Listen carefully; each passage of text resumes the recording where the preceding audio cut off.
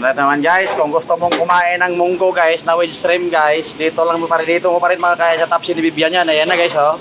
Oh, ayan ang sahog natin guys, oh. Ito na yung munggo, bubuhos ko na, oh. Oh. Diba? Dito mo pa rin makakain to guys, sa Tapsi ni Bibian guys. Ah, ayan na, nalagay ko na guys, oh. Oh. Inigisa ko na guys, yan. Munggo guys, ang sahog yan guys, seafood, shrimp. Tapos may pork siya. Tapos may tinapa. May smoked fish yan. Munggo namin yan guys. Dito mo makakain uli yan sa Tapsi ni Bibian guys. Oh, di ba? Tigdo kay guys, no? Ayan na. Oh, di ba?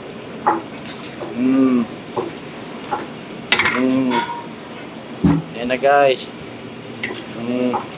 Munggo na guys. Sarap yan guys, oh. Sarap yan guys. Sarap yan. Tama na? Oh, di ba? Tigdo kayo, no? Tigdo kayo guys, no? Ilalagay natin yung ano niya guys.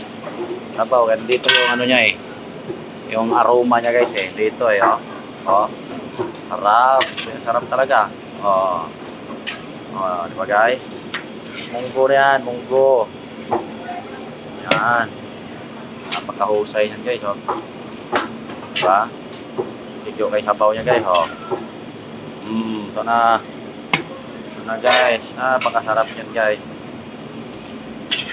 Napakasarap guys. Pag kinalok mo guys, oh. Diba? Ito mo rin makakain uli yan sa Tapsi ni Bibian. Ayan pa guys, oh, di ba? Napakasarap niyan. Ito lang tayo guys. Filipino food na lang tayo. Okay na tayo. Mabibili mo na to sa Tapsi ni Bibian at makakain mo pa. Oh, di ba? Na guys. Mamaya ulit guys. Larga na tayo.